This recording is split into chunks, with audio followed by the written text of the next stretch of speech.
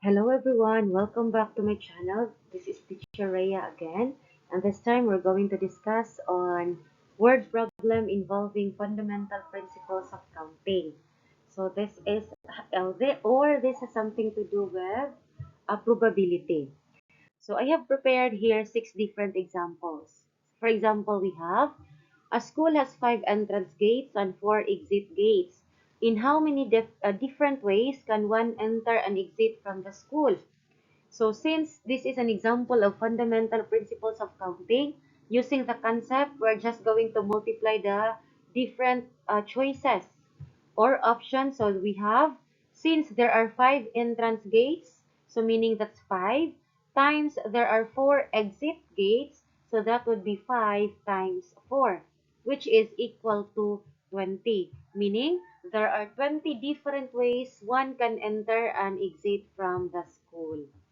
Another example is we have this one. A basket has 3 kinds of cookies, a box has 10 kinds of candies, and a case has 4 kinds of soft drinks. How many different combinations of cookie, candy, and soft drink can be made? So again, we are just going to multiply the different choices of each category. So we have, since there are 3 cookies, so that would be 3, times there are 10 candies, so times 10, and there are 4 soft drinks, so times 4.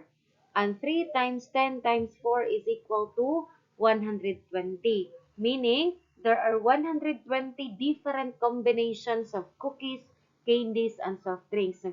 So simply multiplying all the possible choices is an example if there are no restrictions involved.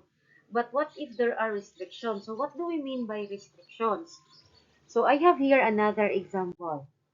We have, using the digits 1, 2, 3, 4, 5, 6, 7, 8, and 9, how many letter A?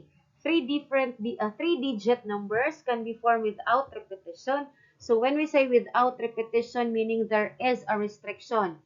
3 digits numbers can be formed with repetition, meaning no restriction. And we have 3-digit even numbers can be formed without repetition. So the concept itself nga it is stated even numbers, so naa na tay restriction. Now the question is, how are we going to solve those problems? So let's start with letter A.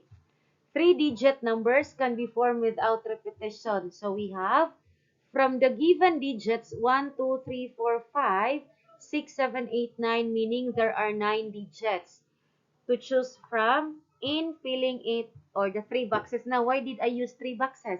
Because you are asked to create 3-digit number.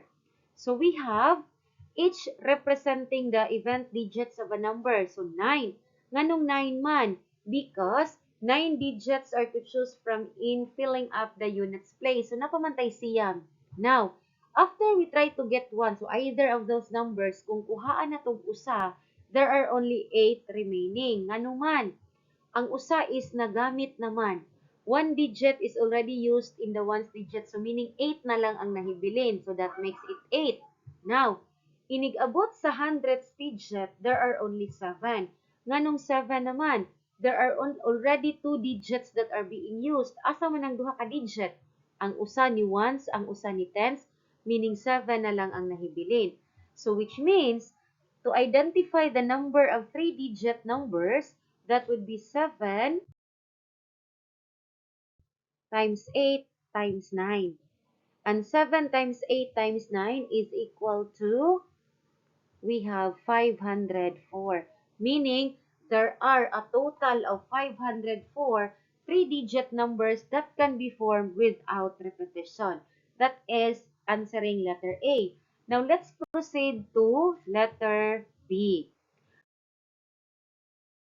For letter B, 3-digit numbers can be formed with repetition.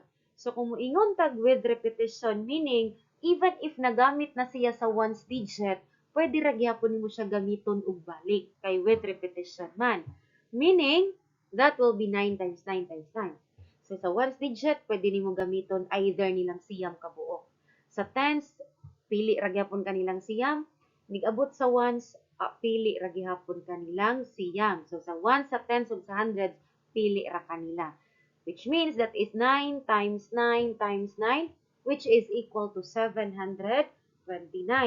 And 729 is the total number of three-digit numbers that can be formed with repetition.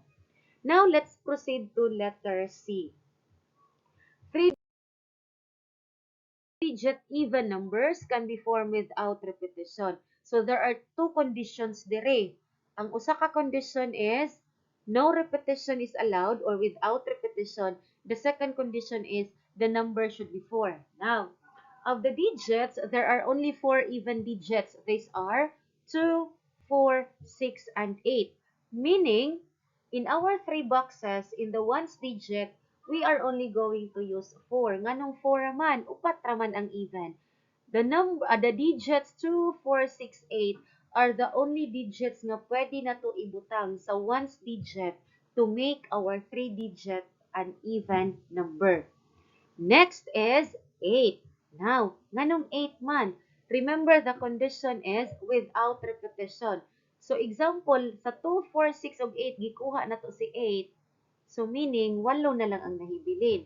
Kay nakuha naman or nagamit naman ang usa ka digit. And of course, kuhaan na sa dimog usa ang 8, 7 na lang to be used for the hundreds place. So, which means, in solving for this one, that would be 7 times 8 times 4, which is equal to 224. Meaning, there are 224 three-digit even numbers that can be formed without repetition. So I hope you learned something from the video. And if you learned something, please do not forget to react and subscribe on my channel. Thank you for watching. Bye-bye. See you on my next videos.